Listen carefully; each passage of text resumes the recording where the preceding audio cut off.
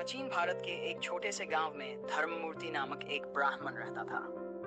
धर्ममूर्ति वेद, उपनिषद, पुराण और अन्य धर्म ग्रंथों के विद्वान थे और गांव के लोगों को धर्म और सत्य की राह पर चलने की शिक्षा देते थे। उनके पास धर्म और जीवन के सिद्धांतों की अद्भुत समझ थी।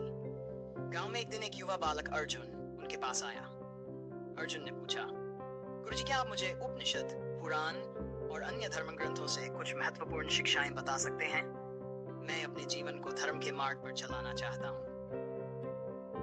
धर्ममूर्ति ने अर्जुन को पास बैठाया और एक कहानी सुनाई। प्राचीन समय में राजा जनक आत्मज्ञान की खोज में थे। उन्होंने सुना कि ऋषि याज्ञवल्क्य उपनिषदों के छाता हैं, तो उन्होंने याज्ञवल्क्य को अपने दरबार में बुलाया और पूछा, गुरुदेव, उपनिषदों में आत्मा और ब्रह्म के बारे में क्या कहा गया है और हम अपने जीवन में इसे कैसे समझ सकते हैं? याज्ञवल्क्य ने उत्तर दिया, राजन, उपनिषदों में कहा गया है कि आत्मा अनंत, अविनाशी और शाश्वत है। आत्मा ही ब्रह्म है जो सर्वव्यापी और सर्वशक्तिमान है।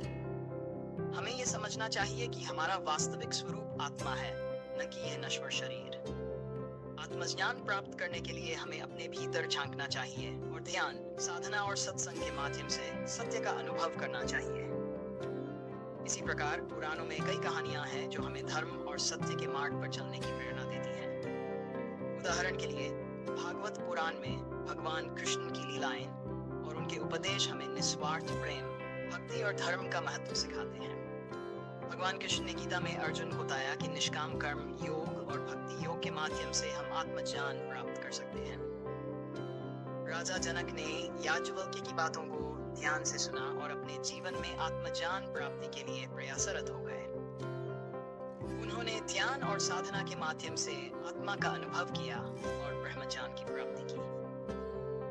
धर्ममूर्ति ने अर्जुन से कहा, पुत्र, उपनिषद, पुराण और अन्य धर्म ग्रंथ हमें आत्मज्ञान, धर्म और सत्य के मार्ग पर चलने की शिक्षा देते हैं। हमें अपने जीवन में इन शिक्षाओं को अपनाना चाहिए और निस्वार्थ भाव से अपने कर्तव्यों का पालन करना चाहिए। यही सनातन धर्म का सच्चा मार्ग है।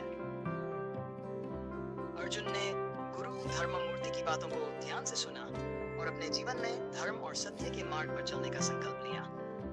उसने उपनिषदों और पुराणों की शिक्षाओं को अपने जीवन में अपनाया और आत्मज्ञान प्राप्ति के लिए प्रयासरत रहा।